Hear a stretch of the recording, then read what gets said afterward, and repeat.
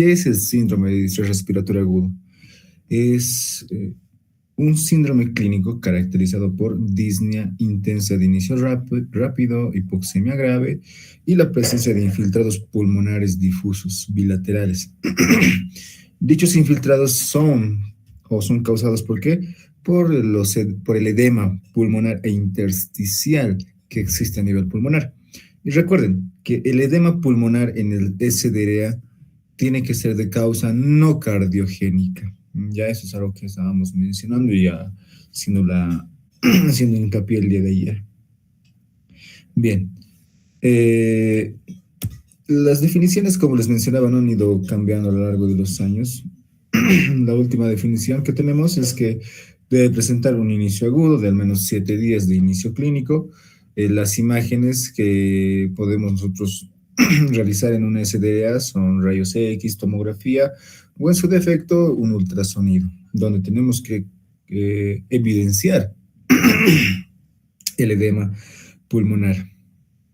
El origen del edema les mencionaba, ¿no? Que tiene que ser no cardiogénico.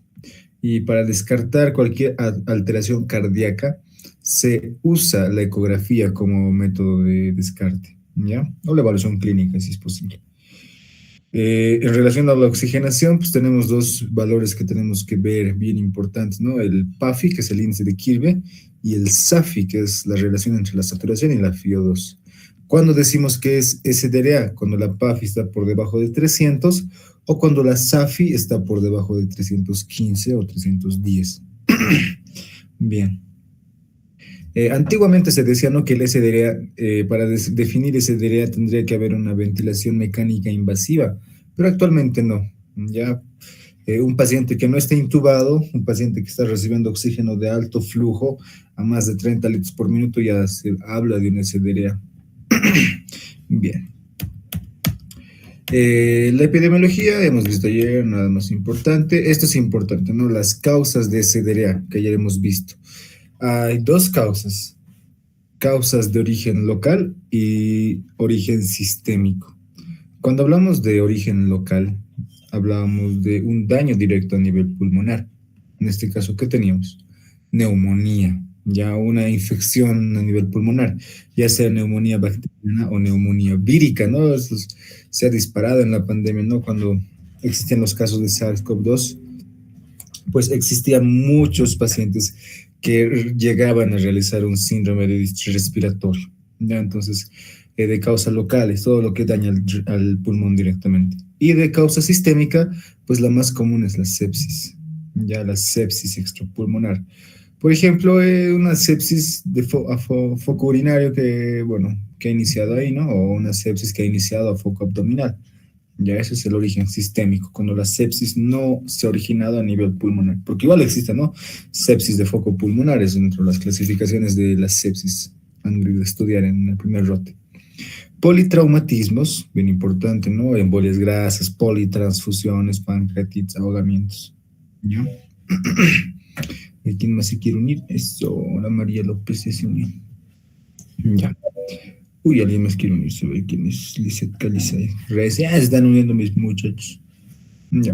En relación a la frecuencia, doctores, la frecuencia, las causas en relación a la frecuencia, podemos dividir en causas frecuentes, las menos frecuentes y las infrecuentes. Más del 80% de las causas de SDA se vinculan a trastornos clínicos, sobre todo sepsis y una neumonía bacteriana. ¿Ya? Entonces, la sepsis y la neumonía son las principales causas de SDRA. ¿Seguido de qué? Aspiración de contenido gástrico, ya, una broncoaspiración, eso. En varias situaciones puede darse broncoaspiraciones. Desde contusiones de la cabeza, ¿no? Estados etílicos, incluso durante la anestesia general de un paciente que no ha hecho ayuno, o sea, la broncoaspiración, doctores, es peligrosísima, es peligrosísima. Por eso mueren los borrachitos, ¿no? Y traumatismos. ya, generalmente traumatismos graves, contusiones que sean a nivel pulmonar, fractura de múltiples huesos, traumatismos de la pared torácica, TEC, cuasi ahogamientos, inhalación de tóxicos, quemaduras. Miren, las quemaduras son causas de seder, que está dentro de los traumatismos. Entonces, estas son las causas más frecuentes. Luego tenemos causas menos frecuentes, ¿no? Según el libro de Goldman Cecil, los cuasi ahogamientos en agua dulce o salada, bla, bla, bla, bla, ¿no? Las menos frecuentes, pues, una TB miliar, por ejemplo. Bien. Existen factores de riesgo, doctores, ¿ya? Así como hay causas de... ¿Dónde está? Aquí está. Así como hay lesión pulmonar directa, lesión pulmonar indirecta, también hay factores de riesgo que predisponen para desarrollar SDRA. Pero al final, todo lo que hemos dicho, ¿no? Ayer, ya sean las causas de daño directo, indirecto o los factores de riesgo, todo eso como tal va a desencadenar múltiples mecanismos moleculares que van a tener como fin dañar la membrana alveolo-capilar. Ayer ya hemos repasado membrana alveolo-capilar, lo de fisiología, lo vamos a repasar eso ya. Ya hemos visto ayer, ¿no? Sus componentes bien importantes. Oh, sí, aquí la pizarra.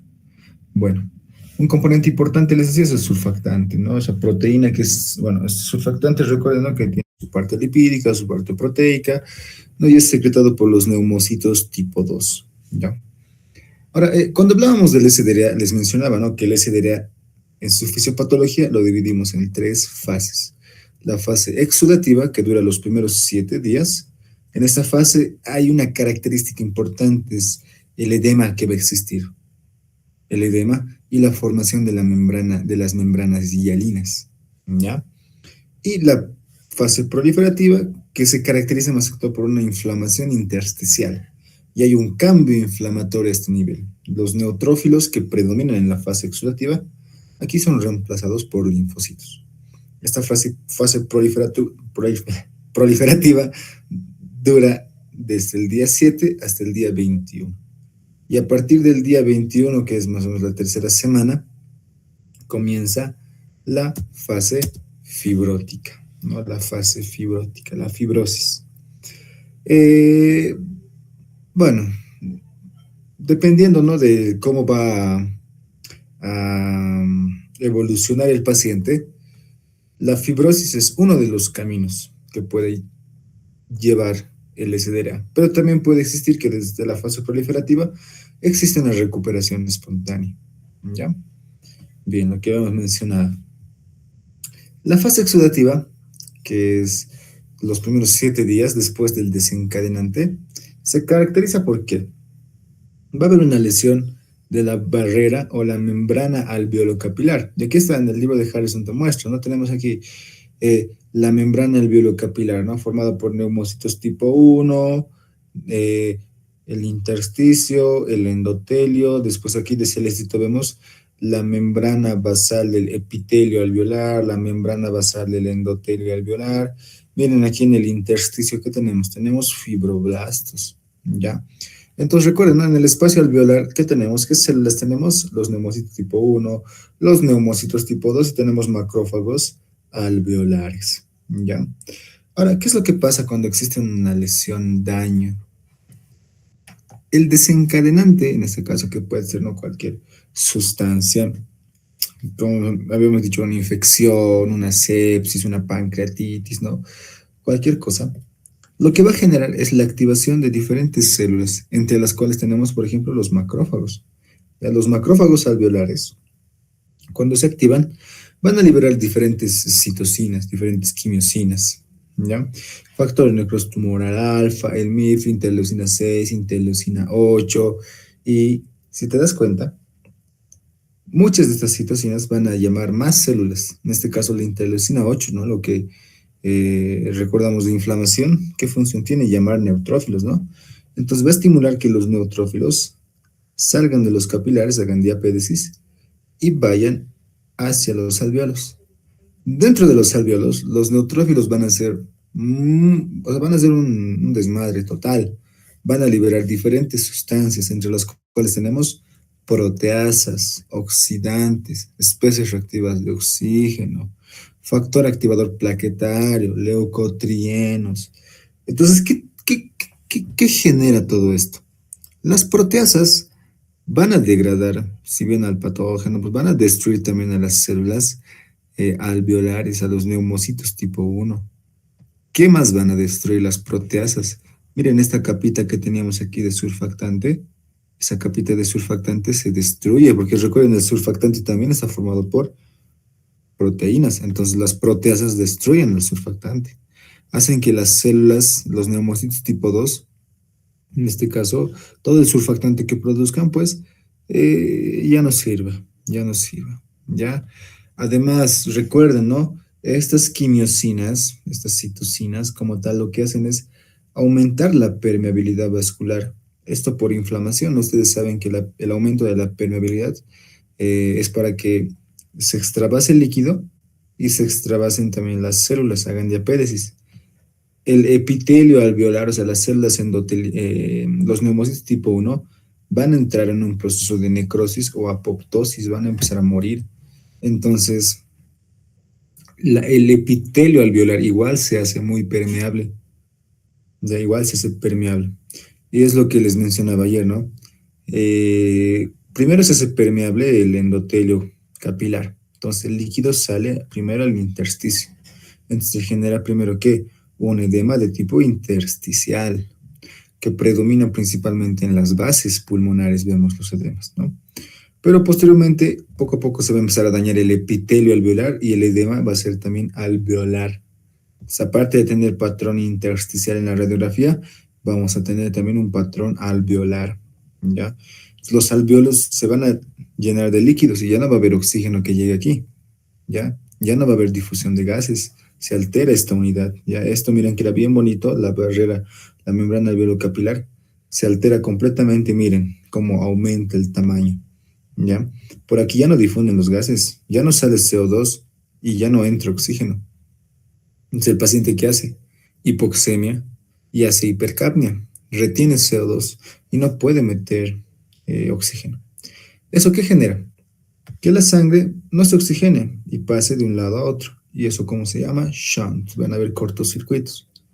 Además, los alveolos, si bien van a haber pocos alveolos que van a estar ventilados, como el endotelio se daña, doctores, como el endotelio se daña, se van a formar trombos. Miren, las plaquetas empiezan a acumularse, se van a formar microtrombos que van a ocluir arterias sanas. Entonces van a ver la existencia, se van a crear ¿qué? Espacios muertos alveolares también, ¿ya? Para que se den cuenta. Terrible, ¿no? Esta es una imagen según el libro de Harrison, la última edición, ¿no? Te pone lo mismo, ¿no? Todo lo que ocurre. Cómo es que va a haber una alteración de diferentes mecanismos moleculares, ¿no? Aquí está el estimulante, bacterias o virus, bla, bla, ¿no? ¿Qué van a hacer? Las células epiteliales alveolares tipo 1 y tipo 2 son las que van a responder, ¿no? En este caso, se van a ir alterando sus funciones. Las tipo 2 van a dejar de producir surfactante y las tipo 1 van a poco a poco empezar a entrar en un proceso de apoptosis. Los macrófagos o las células en polvo son las que van a responder, ¿no? Ante estos patógenos y van a liberar quimiosinas. Ya, las quimiosinas que van a ir a llamar en este caso a quiénes? A los neutrófilos primeramente, ¿no? Los neutrófilos entran y bueno, esos neutrófilos que hacen liberan, ¿no? Proteasas, especies reactivas de oxígeno, sus trampas extracelulares de neutrófilos, ¿no? Recuerden que los neutrófilos te quieren tanto que su núcleo, su cromatina lo liberan y hacen lo que se llama netosis, muerte, porque liberan su cromatina, ¿no? Esas son las NETs. ¿Qué más? Estos macrófagos pues, van a, mediante el interferón alfa, beta, gamma, ¿no? Van a empezar a llamar más macrófagos. Igual van a generar esto, daño. Miren cómo las células poco a poco van a empezar a morir. Ya no solo los neumocitos tipo 1, sino también los neumocitos tipo 2. ¿Ya? Eso también se va a acompañar de que miren cómo el vaso sanguíneo se hace cada vez más permeable. Miren cómo hay activación plaquetaria. Y entonces, todo lo que hemos visto, ¿no? Va a haber un edema, salida de líquido desde la sangre hacia el intersticio y hacia el alveolo. Ya miren, hasta glóbulos rojos salen y se libera la hemoglobina. No solo se va a ver daño a nivel de las mitocondrias de las células de los neumocitos tipo 2, los que producen surfactante, ¿no?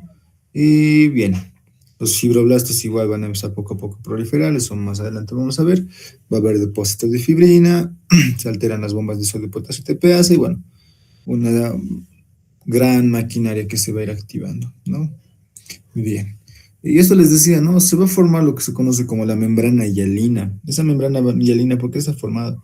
Por proteínas, restos celulares y surfactante disfuncional. Es una capa que se forma aquí, dentro del alveolo. ¿Ya? Bien. En esta fase exudativa, habitualmente 12 a 36 horas después de la agresión, el paciente empieza a desarrollar poco a poco estos síntomas. Principal es la disnea, de inicio súbito, rápido, ¿no?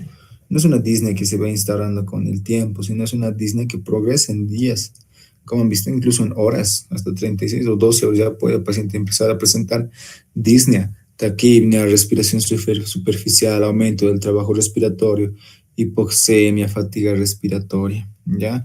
La fatiga respiratoria puede llevar a una insuficiencia respiratoria. A nivel de los de la bueno, imagenológicamente en esta fase oxidativa, ¿qué es lo que vemos? Como hay un edema, el edema es bilateral, o sea, en ambos pulmones. ¿Y cómo se ve ese edema? Vamos a tener estas opacidades, ¿ya? Estas áreas radiopacas, pues llaman opacidades, ¿no? Recuerden que en la radiografía lo blanco es radiopaco y lo negro es radiolúcido. El pulmoncito debería ser radiolúcido, ¿no? Así negrito. No, no tan negrito, pero no tiene que ser así blanco. ¿Ya?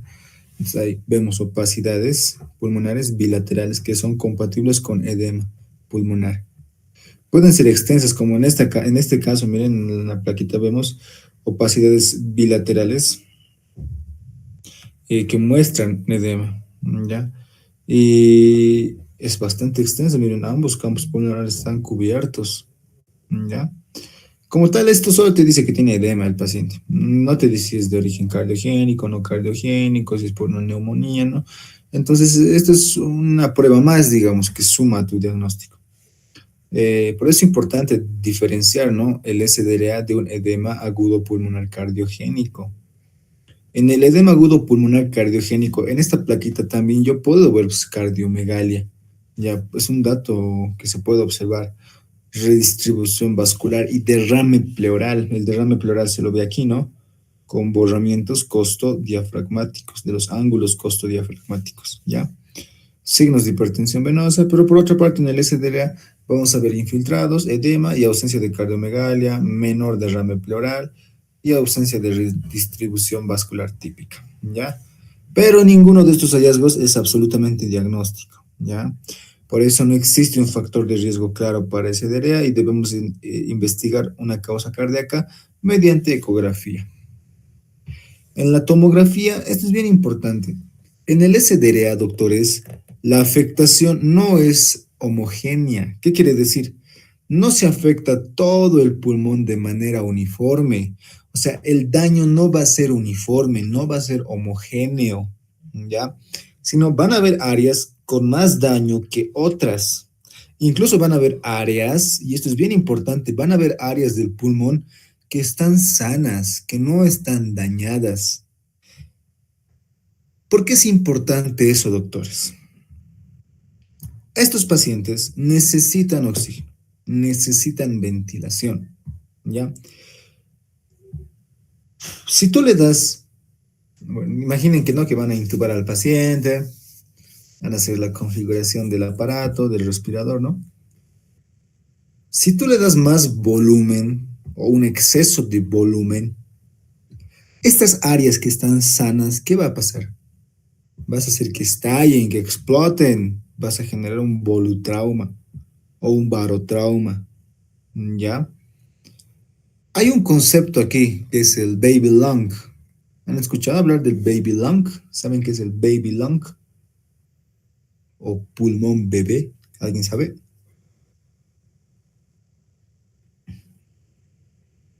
¿Alguien? ¿Es la reducción del parénquima pulmonar funcional? ¿Algo así? Bien, muy bien, está perfecto, ¿no? Eso es la reducción del parénquima funcional, ¿no? Entonces, el parénquima que está sano, el pulmón que está sano, las zonas que están sanas, son tan pequeñas que asemejan el pulmón de un bebé. O sea, vamos a tener pocas áreas sanas, ¿ya? Y son áreas que tenemos que proteger. Por eso, la ventilación que se da a estos pacientes, se dice, es una ventilación protectora. No se da grandes volúmenes. O sea, el volumen tidal, ¿saben lo que es el volumen tidal? Es el volumen de aire que metes y sacas en reposo. El volumen tidal solo se calcula a 6 ml por kilogramo peso. Ni siquiera es el peso del paciente, sino es el peso ideal del paciente, que es, aunque es la talla menos 100, ¿no? Entonces usamos ese peso y con eso calculamos cuánto de volumen tidal vamos a meter, ¿ya? Porque si metemos demasiado volumen, estas áreas se dañan y ya fuimos, ¿no? Bien. Listo, entonces en la tomografía se ve bastante bien eso. Vas a ver infiltrados, distribución heterogénea, vas a ver zonas relativamente sanas, vas a ver áreas edematizadas, colapsadas, zonas de consolidación, ¿ya? Consolidación, colapso, edematizadas, entonces vas a ver todo eso. Eso no te lo he sacado de tus teóricas, te dicen, ¿no? ¿Por qué se da la disfunción del surfactante? Bueno, hay una degradación proteolítica, pérdida de tensioactiva, falla en defensa de la defensa inmunológica. Bueno, por lo que hemos visto, ¿no? Los neutrófilos son aquí los responsables, ¿no? Liberan tantas enzimas, tantas proteas que dañan al surfactante. ¿Ya? Vamos con la siguiente fase. ¿Ya? La fase exudativa solo es eso. Han visto que en la fase exudativa es bien jodida, ¿no? Todo se empieza a dañar poco a poco. La fase proliferativa, por otra parte, que es desde los 7 hasta los 21 días, representa la etapa en la que el pulmón comienza a pasar de una lesión aguda y exudativa hacia la reparación. ¿Qué características hay en esta fase?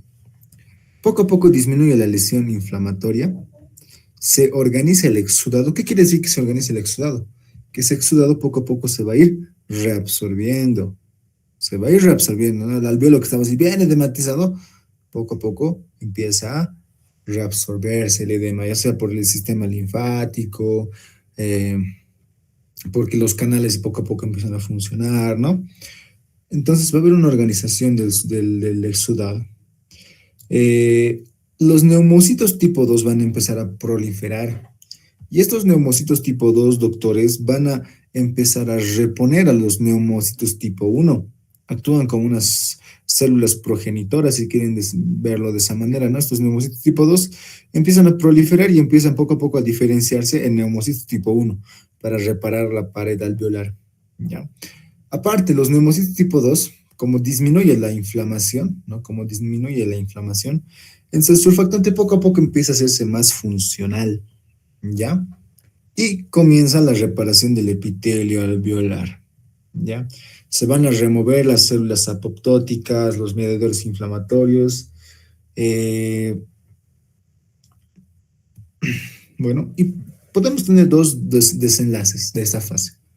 Podemos tener una evolución favorable, donde va a existir reparación epitelial, la resolución del edema, recuperación del surfactante, va a mejorar la compliance, o sea, la distensibilidad del pulmón va a mejorar porque reduce el edema, mejora la oxigenación y podemos llegar a la recuperación pulmonar. Bien importante, ¿no? Pero también podemos presentar una evolución desfavorable, donde ¿qué va a ocurrir? La lesión persiste, la inflamación persiste. Y en una inflamación crónica, recuerden, se activan los fibroblastos. Va a existir depósito en la matriz extracelular y la consiguiente fibrosis pulmonar. ¿Ya? ¿Qué síntomas van a persistir? Pues la disnea, taquipnea, la hipoxemia persisten en esta fase. Aquí tenemos una tabla, miren, del artículo que les he pasado de la New England Journal of Medicine. Tenemos aquí, miren, este es el epitelio bronquial, ya. El epitelio alveolar es la fase proliferativa. En la fase proliferativa, los macrófagos M1, recuerden, tenemos dos tipos de macrófago, los M1 y los M2. Los M1 son macrófagos proinflamatorios y los M2 son macrófagos antiinflamatorios. Eso por el tema de inflamación y inmunología generales de saber, ¿no? Los M1 estimulan la inflamación, ya promueven la inflamación, liberan citocinas proinflamatorias, pero los M2 promueven la reparación, ya la reparación. Existe ese cambio debido a estos, ¿no? A la IRF4, la STAT6, cambios en esas moléculas generan que los macrófagos cambien de función. Y los M2, los macrófagos M2, ¿qué van a hacer? Van a generar que los neutrófilos entren en un estado de apoptosis, ¿ya? Una apoptosis neutrofílica, ¿ya? Donde se inactivan para disminuir la inflamación. Ya es uno. Van a empezar a liberarse diferentes sustancias, en este caso reparadoras, como el factor de crecimiento transformante beta, ¿ya? Y la PDGF. El factor de crecimiento, ya no me acuerdo qué se llama eso. Derivado de plaquetas, perdón, ya, factor de crecimiento derivado de plaquetas. ¿Qué más va a ocurrir? Va a restabilizarse las uniones entre las células epiteliales, ¿ya? Va a inhibirse la proliferación de fibroblastos, van a empezar a acoplarse a aquaporinas para que salga todo este líquido, la bomba de sodio, potasio, TPA se va a empezar a funcionar al 100 poco a poco, y con eso poco a poco vamos a ir disminuyendo el edema, ¿no? El edema, el daño que ha existido, por una parte. Pero puede que no. Podemos pasar a una fase fibrótica, donde la inflamación ha persistido, ¿ya? Persiste la inflamación, ¿ya? Persiste el edema alveolar, persiste la coagulación intraalveolar, la coagulación intravascular. Hay una proliferación de las células, en este caso, de los fibroblastos, ¿ya? Los macrófagos ya no son capaces de detener esto. Hay una mayor pérdida de la integridad del alveolo. Entonces, esa es la fase fibrótica, que es lo que vamos a ver aquí. Ya la fase fibrótica, a partir de la tercera semana o a partir de los 21 días, representa la evolución desfavorable en algunos pacientes con SDRA. No logra resolverse de manera adecuada. ¿Y qué tenemos? Inflamación persistente, reparación anormal, fibroproliferación, fibrosis pulmonar, remodelado vascular, el pulmón se hace rígido, va a haber aumento de espacio muerto e hipertensión pulmonar. ¿Por qué hay hipertensión pulmonar, doctores? Dos causas importantes. Los trombos que se van a empezar a formar y van a ocluir la luz, y el propio efecto fisiológico de la hipoxia alveolar. Alveolos hipóxicos son alveolos que generan vasoconstricción, ¿no? Bien. No todos los pacientes llegan a esta fase. Muchos recuperan gran parte de la función pulmonar en 3 a 4 semanas. Pero si no es así, ocurre todo esto, viene fibrosis, alteración de la barrera alveolo-capilar, ¿ya? Bien, aquí tenemos igual una imagen bien bonita, ¿no? Es del artículo que les he enviado de SDRA, ¿no? Desde un punto de vista molecular. Tenemos la fase exudativa, donde ya les he dicho, ¿no? Existe el daño que va a generar que aumente la permeabilidad capilar, que haya lesión endotelial, coagulación, microtrombos, ¿no? Los neutrófilos pasen al intersticio y al alveolo, en los alveolos liberen proteasas que destruyen el surfactante, se forman membranas hialinas, ¿no? Hay un edema alveolar de tipo exudativo, rico en proteínas. 7 a 21 días puede haber resolución, miren, lindo, o puede haber un denominado SDRA refractario, que progresa, ¿qué? A la fibrosis, ¿ya? En la fibrosis, miren, el alveolo ya no está vacío, está con un acúmulo de colágeno. Los miofibroblastos proliferan. Terrible, ¿no? Y así se lo ve en la tomografía. Aquí vemos la fase exudativa, hay edema. En la fase proliferativa ya hay, en este caso, poco a poco, consolidación, ¿ya? Consolidaciones, áreas de consolidación. Y en la fase fibrótica, pues ya vamos a tener áreas atelectásicas, edematizadas y el típico signo en panal de abejas que se ve, ¿ya? Bien, entonces, como hemos dicho, ¿no? La inflamación persistente genera activación de los fibroblastos, proliferación fibroblástica y depósito de la matriz extracelular de colágeno con su consiguiente fibrosis. ¿Qué más ocurre en la fase fibrótica, doctores? Se altera la microcirculación pulmonar. ¿Ya? ¿Por qué se altera la microcirculación pulmonar?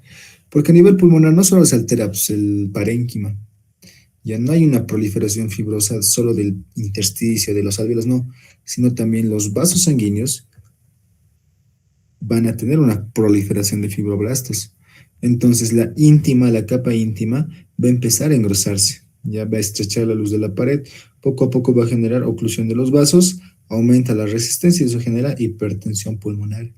Y la hipertensión pulmonar puede llevar a una falla cardíaca derecha y generar un cor pulmonar, ¿no? ¿Qué más va a haber? Espacios muertos. ¿Por qué va a haber espacios muertos?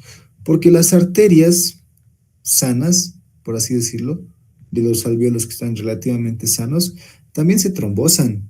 Entonces van a haber alvéolos bien ventilados, pero no van a ser perfundidos. ¿Qué es eso? Espacio muerto, ¿ya? ¿Y por qué aumenta el riesgo de neumotórax? Porque una SDRA puede aumentar el riesgo de generar un neumotórax espontáneo.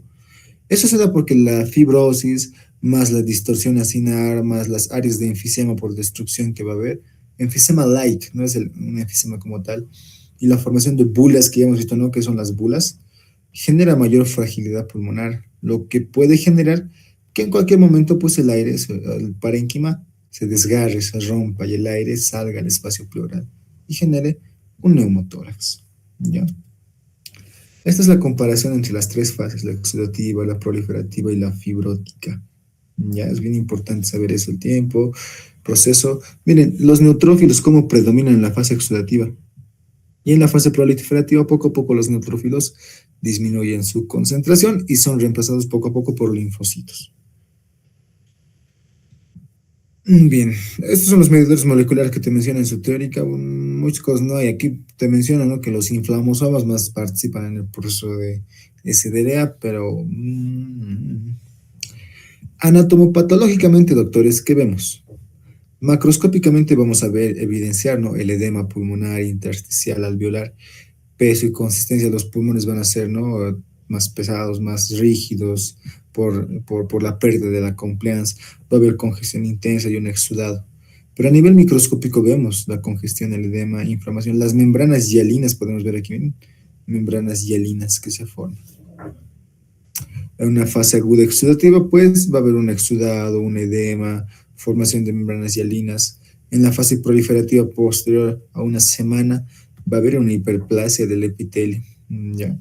Y en 2 semanas posteriores, en la fase residual, anatomopatológicamente hablando, vamos a tener fibrosis y alteraciones vasculares, ¿ya? Eso, doctores, es la fisiopatología. No sé si tienen alguna pregunta, duda. Ya hemos acabado lo más importante. Ahora vamos con detalles, cositas que tienen que saber como médicos, ¿no? Clínica, diagnóstico y tratamiento y pronóstico de los pacientes. Esto es un poquito más fácil, lo vamos a hacer un poquito más rápido, ¿ya? Respecto a la clínica, pues recuerden, ¿no? En el SDRA, ¿qué es lo que hay? Edema, ya hay un edema pulmonar. Hay que hacer la diferenciación en si es un edema cardiogénico o no cardiogénico. En este caso, en el SDRA tiene que ser un edema de tipo no cardiogénico. Entonces, ¿qué es lo que vemos o indagamos? En los antecedentes, que no haya cardiopatías, ya que hay un equilibrio hídrico adecuado. A la exploración física, si es un edema no cardiogénico, no vamos a tener datos de falla cardíaca, ni derecha ni izquierda, o sea, no vamos a tener ingurgitación yugular, no vamos a tener, vamos a presentar pulsos hiperdinámicos, galope fisiológico, ausencia de edemas. Pero si es un edema pulmonar de causa cardiogénica, pues se acompaña con la clínica de una insuficiencia cardíaca. ¿Ya hemos visto, no, el tema de insuficiencia cardíaca? Ahora, el SDRA puede presentarse de manera aguda o subaguda, ¿ya? De manera aguda, ¿en qué situaciones puede haber un SDRA así agudo, súbito? Cuando hay aspiración masiva de contenido gástrico, ¿ya? Es de inicio inmediato y las manifestaciones, ¿cuáles van a ser? Taquipnea, insuficiencia respiratoria grave, hacen paro los pacientes. Infiltrado alveolar difuso bilateral, ¿ya? En una forma subaguda, por ejemplo, la sepsis, ¿no? La sepsis tiene una evolución que paulatinamente va empeorando A las 48 horas de un paciente con sepsis puede presentar poco a poco síntomas de SDRA. ¿Ya? Bien. La clínica, pues ya hemos mencionado, ¿no? En la fase exudativa era aumento del trabajo respiratorio, uso de musculatura accesoria, taquipnea, taquicardia, sudoración, estertores bilaterales. En la radiografía vamos a ver, ¿no? El infiltrado intersticial bilateral, de predominio principalmente basal a un inicio, pero posteriormente van a haber infiltrados no solo intersticiales, sino también alveolares. La diferencia es el patrón reticular generalmente en el infiltrado intersticial, como aquí, patrón reticular, ¿ya? Pero ya cuando ves así como algodoncitos de azúcar, más o menos, es ya un patrón alveolar. Imagínense pues, la forma del alveolo de los acinos. Y así es como se ve un eh, infiltrados alveolares, ¿ya?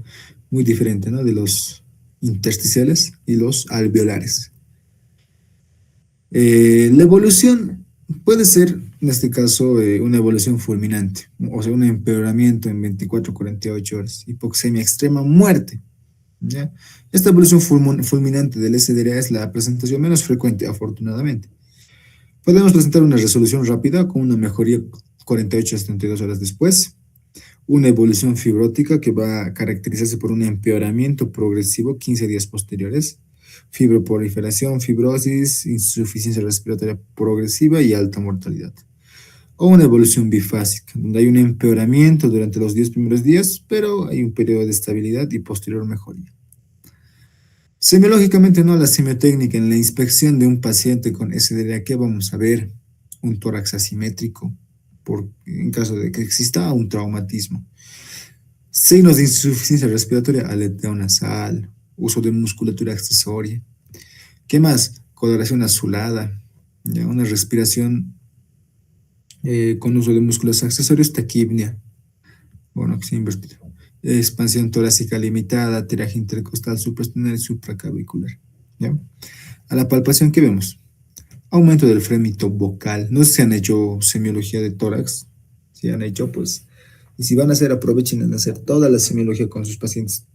Tórax es bien exquisito en semiología. Palpación, percusión, ¿no?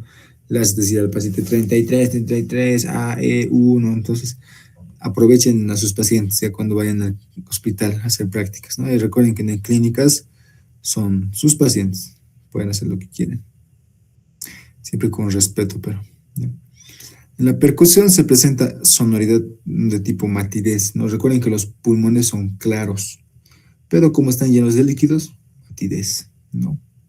A la auscultación vemos esos estertores crepitantes, soplos tubáricos,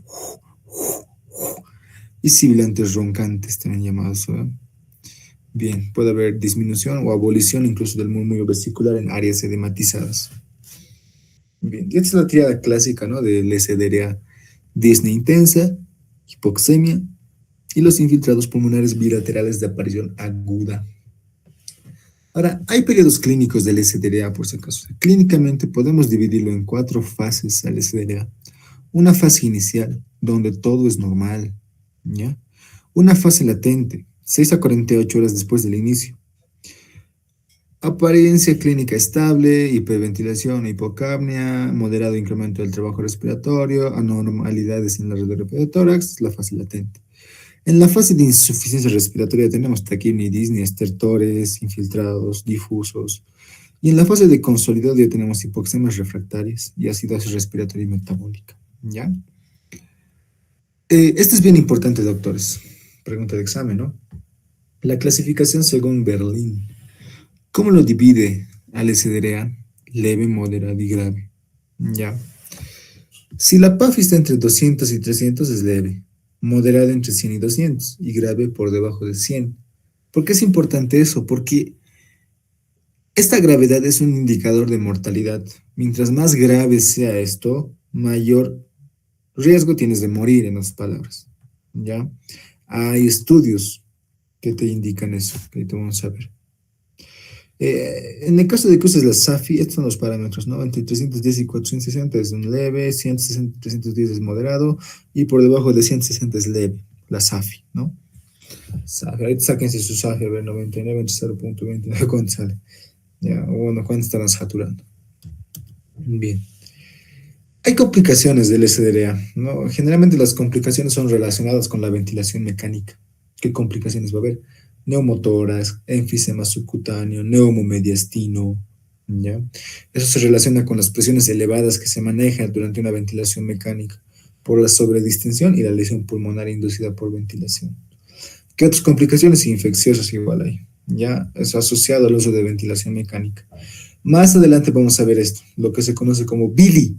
BILI es, ¿alguien sabe qué significa BILI?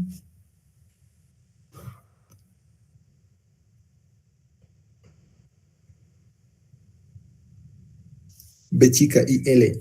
¿Alguien sabe qué significa BILI?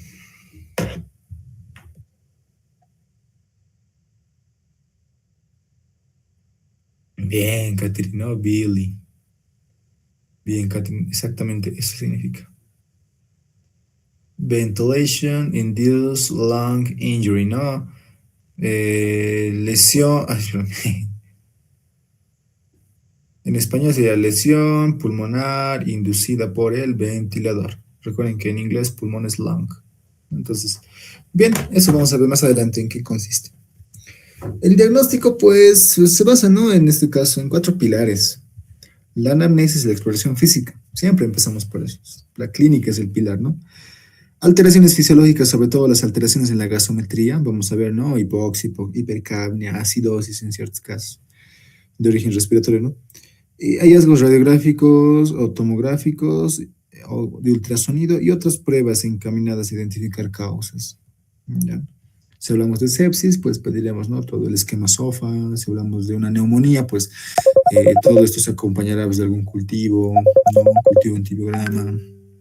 Si sospechamos de traumatismo, pues el antecedente, ¿no? Entonces, esos son los cuatro pilares. Y bueno, no, para el diagnóstico tenemos que cumplir los denominados criterios según Berlín 2012 y según la New Global Definition, ¿no? La definición actual. El tiempo, no se olviden, 7 días tiene que ser, ya 7 días. El origen del edema tiene que ser no cardiogénico.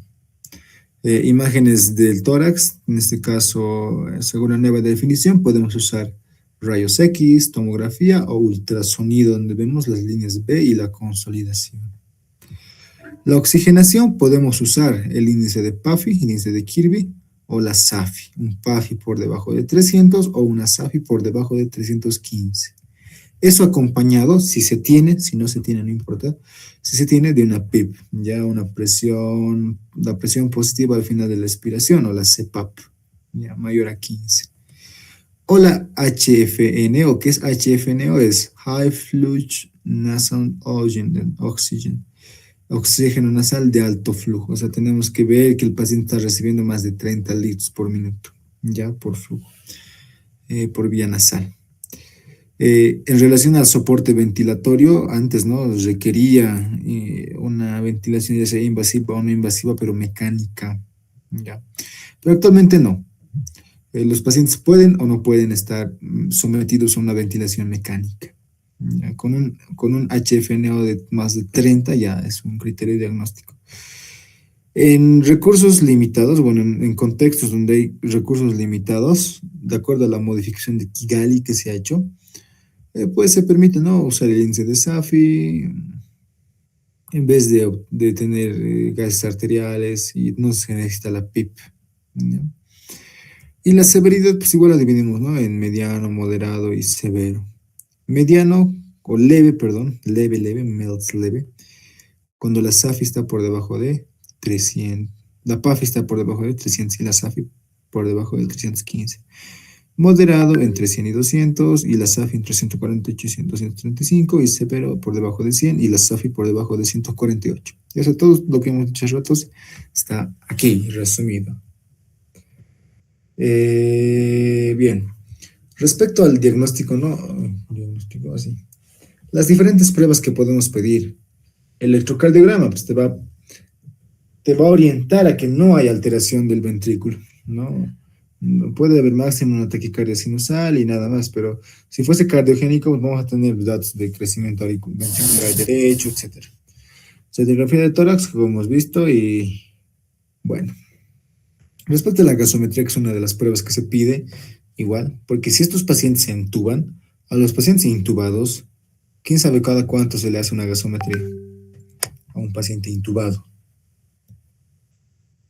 que está con respiración mecánica, con ventilación mecánica? ¿Alguien sabe cada cuánto se le hacen gasometrías? No los escucho. A ver, achúntenle. Les voy a regalar, les voy a regalar una maratón.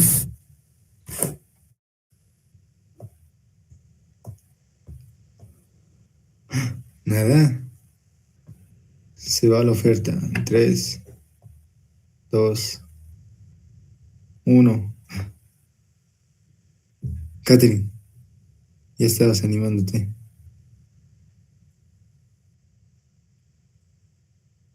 2 a 4, ¿qué? O sea, ¿cada cuánto le tomamos una gasometría? Bueno, lo ideal, ¿no? Pero en nuestro medio hacemos cada día. O sea, cada día le tomamos una gasometría. Solo si está alterada la gasometría, recién le tomamos otra, ¿no? En la tarde para corregir. Ya, pero cada día se hace una gasometría en la mañana. Eso hacíamos, pues en la emergencia, cada día estamos tomando unos 6 pacientes intubados, gasos. Y si van a emergencias, aprovechen en practicar con esos pacientes. No sienten, ya, porque están sedados. Entonces, si la pelas, pues vas a poder intentar otra vez, porque duele hacer una gasometría, duele. No sé si se han hecho ustedes. Bueno, a mí me han hecho hartas veces, ¿no? Cuando estaba yo de internito en emergencias, a los estudiantitos de cuarto les decía, ya practica conmigo, debo ir con el paciente, y me hacía pinchar mis brazos, mis antebrazos, mis muñecas. Bien, listo. Eso, doctores. Entonces, quedamos en una gasometría. No, como la evolución es la siguiente, ¿no? Hay una lesión pulmonar, alteración del índice de ventilación perfusión, va a haber shunts, hipoxemia. Entonces, ¿qué vamos a ver? Inicialmente va a haber hipocapnia, pero poco a poco esto empieza a cambiar, ¿no? Posteriormente se vuelve una hipercapnia. Ya va a haber un aumento en la presión arterial de CO2 por retención y el gradiente alveolar arterial de oxígeno aumenta. ¿Qué es el gradiente alveolar arterial de oxígeno? La diferencia que hay entre la presión alveolar de oxígeno y la presión arterial de oxígeno, que debe ser máximo 15 milímetros de mercurio, pero en este caso está incrementado. La radiografía, como le hemos dicho, no puede haber traumatismos, procesos de neumonía, edema pulmonar cardiogénico o no cardiogénico, se puede evidenciar la aspiración de contenido gástrico y el SDRA. Y así es como va evolucionando, miren. Cómo es que al inicio tenemos una pequeña área de consolidación, poco a poco empieza a abarcar más pulmones y miren, terrible, ¿no? Al final tenemos pulmones bien comprometidos, bien comprometidos. Aquí vemos, ¿no? Un típico patrón alveolar donde no hay cardiomegalia. Aquí se nota que no hay cardiomegalia, entonces este es un edema pulmonar no cardiogénico, lo más probable. Y listo, doctores, el tratamiento básicamente, pues, hay objetivos, ¿no? No solo hay que mejorar la oxigenación en estos pacientes, hay que tratar la causa, el desencadenante. Por eso hay objetivos que te pone el Harrison. Tratar la causa, evitar complicaciones, o sea, reducir procedimientos innecesarios. Hay que estar, bueno, ¿no? Estos pacientes son potenciales ingresos para terapia intensiva, entonces hay que evitar eso. Hay que detectar infecciones, la nutrición parenteral tiene que estar en este caso bien, ya, bueno, la nutrición ya sea enteral o parenteral tiene que estar bien, acorde a los requerimientos. La sedación es bien importante, no hay que evitar sedación excesiva y ventilación prolongada e innecesaria, ¿ya? Bien. Entre los pilares de tratamiento está el uso de ventilación mecánica, ¿no? Clásicamente vamos así. En emergencia, si tienen suerte, bueno, en emergencia, si tienen suerte, van a poder intubar pacientes. A nosotros nos hacían intubar, pero a los que hacían DC, a los que fallecían. No hemos intubado así varios pacientes que han hecho DC. A los reces sí, y a los vivos. Entonces, la, la ventilación mecánica, como tal, ¿por qué usamos? La lesión pulmonar genera edema alveolar, pérdida del surfactante, disminución de la compleas y un aumento del trabajo respiratorio e hipoxemia. Entonces, ¿eso qué conlleva? Una falla respiratoria que necesita ventilación mecánica, ¿ya? La ventilación mecánica, si bien puede salvar al paciente, pero también puede empeorar la lesión pulmonar. ¿Por qué? Por lo que conocemos como BILI, ¿ya? ¿Qué era BILI? Lesión pulmonar inducida por el ventilador. Entonces no es intubar y poner, o sea, este monitorcito que han visto ustedes, no sé si han visto en emergencia, ¿no? Monitores que están ahí conectados al ventilador que te muestran diferentes curvas, ¿no? Ojalá tengan la dicha de que algún reci les enseñe cómo se maneja ese monitor, pero es bien complicado. Entonces, cuando hablamos de BILI, de las lesiones pulmonares inducidas por ventilador, tenemos el volutrauma, ¿ya? Volutrauma, el atelectrauma y el barotrauma. Son de las tres complicaciones que puede existir secundaria a una ventilación mecánica. ¿Qué es el volutrauma? El volutrauma es la lesión de la membrana del epitelio alveolar por un volumen excesivo que se le da al paciente, ¿ya? El volutrauma tiene pues, múltiples complicaciones, ya miren lo que va a existir. Desprendimiento del epitelio bronquial, transformación de estas células epiteliales a células mesenquimales, destrucción o disfunción del surfactante, proliferación de fibroblastos. ¿Qué más va a existir? Miren, hay ruptura de la pared alveolar, ¿ya? Va a haber la presencia en este caso de liberación de factores químicos. También ciertos patógenos, bacterias pueden pasar a los capilares pulmonares. Entonces es terrible, ¿no? Incluso este volutrauma no solo tiene efectos pulmonares, sino también va a tener efectos sistémicos, ¿ya? ¿Cómo va a haber una apoptosis tan severa de las células? Entonces se van a liberar múltiples mecanismos, ya va a existir una disfunción multiorgánica y muerte, ¿ya? ¿Por qué se da el volutrauma? Por un volumen tidal excesivo, sobredistensión alveolar y lesión epitelial y endotelial, ¿ya? ¿Por qué es bien importante hablar del volutrauma en SDRA? Porque recuerden, el pulmón no está uniformemente enfermo. O sea, tenemos áreas donde hay pulmón consolidado, pero también tenemos áreas donde hay pulmón relativamente sano. Entonces, el volumen corriente que administramos se distribuye principalmente a estas áreas, a áreas de pulmón sano. Si el volumen tidal es alto, el pulmón funcional va a recibir mucho volumen, va a generar sobredistensión y lesión. ¿Cuánto de volumen tidal se debería dar? Lo recomendable es 5 a 6 ml por kilogramo peso por el PBU. ¿Qué es esto? Es el peso ideal del paciente. Ya, o sea, no es el peso del paciente. Puede que yo sea un gordo obeso, ¿no? De unos 100 kilos y no me van a poner ese volumen ese cálculo de volumen tidal, no. Lo hacen en relación a mi peso ideal, ¿no? Si yo mido unos 60, entonces deberían ponerme más o menos, deberían usar 60 como constante, ¿no? 6 por 60 y en base a eso calcular, ¿ya? Bien, eso es lo que se conoce como estrategia de protección pulmonaria. Usamos este volumen tidal. Bien.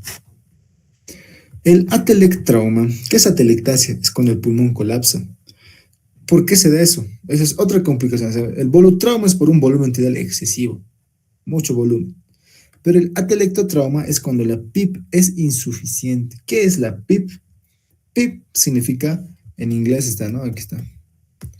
Positive End Expiration Pressure, ¿ya? Presión positiva al final de la expiración. Al final de la expiración, imagínense que botan todo el aire, ustedes. Mis alvéolos tienden a reducir su presión, pero no todos llegan a colapsar, o sea, se mantienen así, se mantienen íntegros, no colapsan al 100%. ¿Ya? Hay una presión aquí al final de la expiración que hace que los alvéolos no colapsen. Cuando estamos ventilando de manera mecánica a un paciente, la PIP se ajusta en relación al volumen tidal, por si acaso, ¿ya? Pero si la PIP es insuficiente, si esa presión positiva al final de la inspiración es insuficiente, al momento de expirar, o sea, cuando la máquina saque el aire del pulmón, los alvéolos, muchos alvéolos van a colapsar. Entonces, ¿eso qué genera? Que tenga que reaperturarse otra vez los alvéolos en la siguiente inspiración. Y es un ciclo que se repite, ¿no? O sea, el alvéolo colapsa, se abre, colapsa, se abre. ¿Y eso qué va a generar? Daño por lesión mecánica. Ya es otra complicación del atelectotrauma. Y el barotrauma, pues, por una excesiva presión. Eso puede generar igual neumotórax. ¿Ya? Ahí es donde hablamos de un concepto, ¿no? Que les decía el baby lung, ya que es el pulmón bebé. Un concepto funcional, ¿no? Que hace referencia a el bebé, ¿no? El pulmón sano. O sea, van a haber áreas de pulmón que están sanos en SDA. Entonces, este concepto surgió de estudios tomográficos computarizados que mostraban no tejido pulmonar aireado en pacientes con SDA, que es comparable con el pulmón de un niño de 5 a 6 años. De ahí se lo denominan, ¿no?, el baby lung, pulmón bebé. Ya, entonces, ¿por qué es importante? Estos pulmones bebés, por así decirlo, es esa área, ese pulmón sano, no son rígidos, ¿ya? Solo son más pequeños y eso significa que pueden expandirse de manera adecuada. Entonces, ¿por qué es importante esto? Eh, En el SDA se usa volúmenes corrientes bajos, 4 a 6 ml kilogramo peso. No se usa volúmenes altos. ¿Por qué? Porque si usamos volúmenes altos, el pulmoncito bebé, ¿no?, el área de pulmón funcional, puede llegar a dañarse. Ya por eso es importante usar volúmenes bajos. Bien. Y eso no, los doctores. Esta es una imagen, ¿no?, de la New England Journal of Medicine, donde te muestra. Este era un paciente sano, ¿no?, que no está intubado, está ventilando así. Vemos como la presión alveolar, 0 es en reposo, y la presión interpleural es 8, menos 8. Eso al final de la inspiración, ¿no? Ahí, al final de la inspiración. Tu presión alveolar, recuerden que siempre llega a 0, y la interpleural es ese más negativo, menos 8. Este es un paciente, en este caso, que está con ventilación mecánica, ¿ya? Miren la presión alveolar como llega a 9 incluso en la inspiración, y la presión interpleural 1. Este es un paciente obeso, un paciente obeso que necesita mucha fuerza para meter aire. Miren cómo la presión alveolar al final de la inspiración llega a 30 y la presión pleural a 25. Ahora miren, este es el pulmón de un paciente que está soplando una trompeta. Esa es presión, ¿no? Miren cómo la presión alveolar puede llegar a 150, pero la presión interpleural igual llega a 140. Y al final la presión transpulmonar no se modifica, sigue en 10. Y es el pulmón de un paciente con SDA que está siendo ventilado con ventilación no invasiva, pero mecánica. Ya, una ventilación no invasiva mecánica maneja muy altas presiones. Y miren cómo aumenta la presión transpulmonar hasta 25. Si quieren leerlo mejor, sí, está aquí. Bueno, solo lo he puesto ahí por curiosidad. Bien, hablaremos de la PIP. ¿Qué buscamos en la PIP? Que la PIP sea lo suficientemente ideal para que exista un, una un buen número de alvéolos que sean reclutados sin producir sobredistensión y sin que exista compromiso hemodinámico, porque también es esto, miren, a mayor PIP, ¿qué es lo que pasa? Miren, menor es el flujo sanguíneo, o sea, el corazón sufre más, ¿ya? ¿Eso qué puede generar? Alteraciones hemodinámicas. Por lo tanto, una PIP adecuada es el equilibrio entre el reclutamiento y la sobredistensión, ¿ya? La PIP adecuada para evitar atelectotrauma, pero también para evitar la sobredistensión y la inestabilidad hemodinámica, ¿ya? Otras medidas, doctores, que se pueden usar en SDA es esto, la posición prono. Una vez nomás he visto un paciente así en prono, ¿ya? Así, recostados boca abajo. Esta maniobra, doctores, mejora la distribución de la ventilación, mejora la relación, el índice de ventilación-perfusión, ya que recluta regiones dorsales, regiones, en este caso, del pulmón que normalmente no se usan. Reduce la sobredistensión y mejora la oxigenación. Esto pero se hace de manera bien cuidadosa, porque entre las complicaciones está que el paciente se puede extubar solito, ¿ya? Riesgos del prono, en este caso, no es una maniobra trivial, no debe realizarse con un equipo entrenado, porque puede producir extubación accidental, desplazamiento de catéteres, lesión de musculatura esquelética, lesiones por presión, etcétera, ¿ya? Y hay más estrategias. Lo pueden leer si quieren, pero a mí me gusta esto. ¿Ya? ¿Cómo es que vamos escalando en la terapia? ¿Con qué iniciamos el tratamiento? Con una denominada ventilación protectora, o sea, volumen tidal de 6 ml kilogramo peso, una presión plateo de menos de 30 centímetros de agua y una PIP de 5 centímetros de agua. ¿Ya? La sedación, bueno, adecuada, lo que se permite. Si la PAFI, miren, la PAFI, el índice de Kirby, poco a poco empieza a bajar, miren, una PAFI por debajo de 200 y hablamos de un SDRA moderado, hay que elevar la PIP, ¿ya? Y hay que ver maniobras de reclutamiento alveolar. Si la PAFI está por debajo de 150, allá optamos por la posición prono, más de 16 horas al día y relajantes musculares. Pero si a pesar de todo eso la PAFI está por debajo de 80, ECMO, la membrana de circulación extracorpórea, ¿ya? El último recurso. Y para terminar la clase, doctores, en relación al pronóstico, pues depende de la gravedad del síndrome y sobre todo de la enfermedad que ha causado el SDRA. Si es una neumonía, pues puede que con antibióticos, ¿no?